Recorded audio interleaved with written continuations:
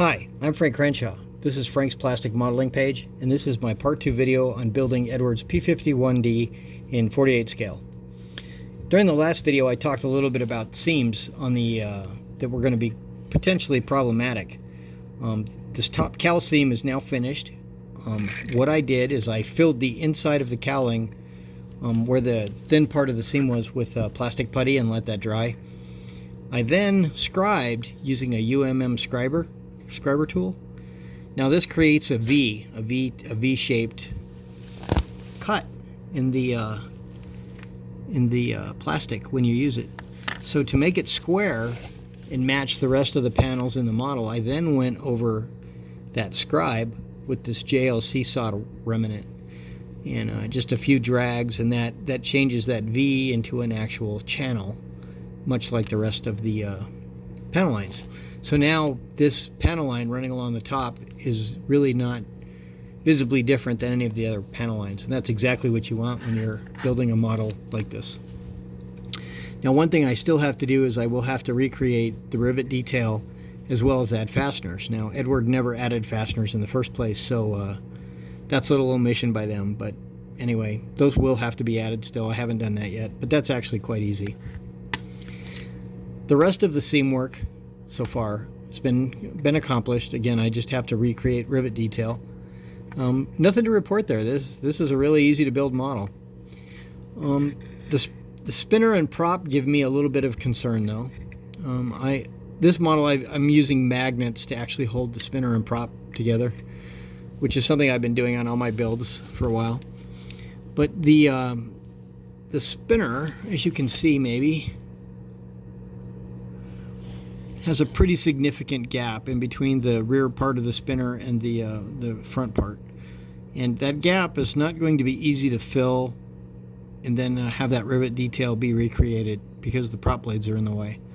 So I'm not exactly sure how I'm going to do that. It would be better if you could add the prop blades after the spinner was assembled, but I'm not sure that's going to be an option. This actually is just tacked together. It's not fully glued together, so I can pull it apart.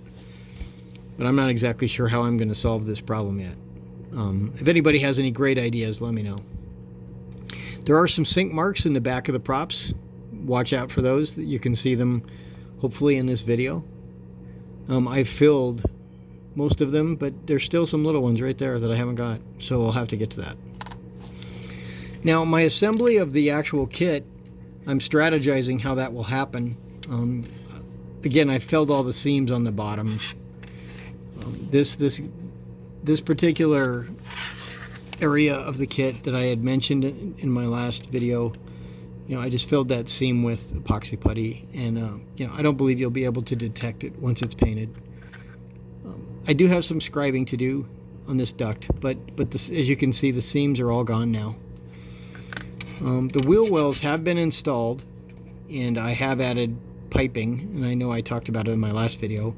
One thing I've done in this since then is I have weathered the well a bit using acrylic paint, acrylic black.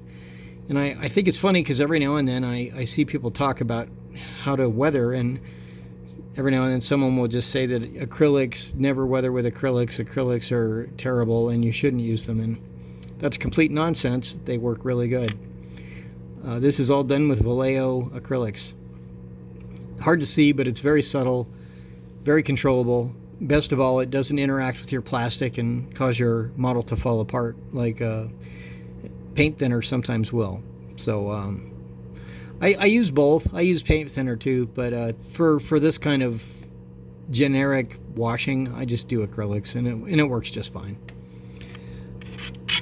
So why I glued the wings together, I attached the landing gear bay, and I glued the landing gear on.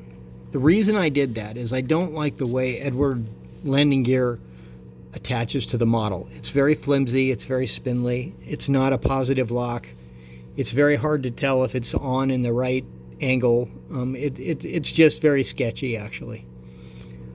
Toby Nelson talked a little bit about this in his post, in his progress, and I completely concur. That's probably one of the sketchiest parts of this model is the way they attach the landing gear.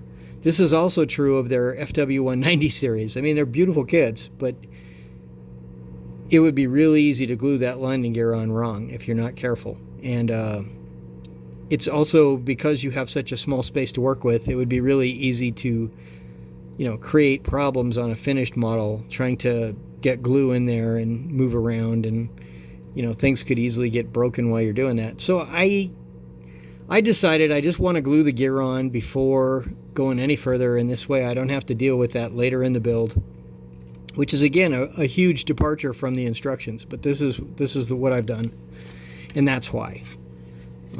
My next steps in building is I will attach the wings once the lower wings are attached to the fuselage, and any seams that show up will be dealt with at that time. I don't foresee any problems at all. It's very, very clean assembly.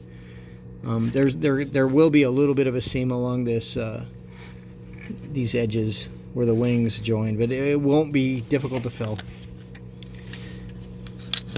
The wheels are something I tried a little experiment, and this experiment failed. I recently just posted a picture of me attaching these ultracast wheels. Now, the reason I'm going with ultracast wheels for this particular build is Eduard actually has just a gorgeous set of wheels for this kit, and pictures have been floating around. I haven't actually seen them in person, but somebody posted a picture on the Eduard site of the actual wheels attached to the landing gear strut, and the wheels don't fit. They just don't fit in that spoke right there. They're too long. They're too big, which is kind of mind-blowing, but Eduard really screwed that up. I tried a little trick. I stuck a magnet in this. You can kind of see the magnet maybe right there. And I stuck a magnet inside in the wheel. The idea was maybe I can just use magnets to hold my wheels on. The unfortunate reality is the magnets are not really strong enough when they're this small to support the weight of the model. As you can see, they're just not good enough. So I am going to have to glue that on, but it was kind of a fun little experiment. I'm not done playing around with that idea yet, but I think if I used a combination of supporting struts that with a magnet just to hold everything in place, that it would work. But as you can see, that's not going to work. So I'm going to have to glue those on later. I'll glue those on after assembly. But that's where we're at, and I'm going to keep building, and as I find things, I'll post more. Thanks. Bye.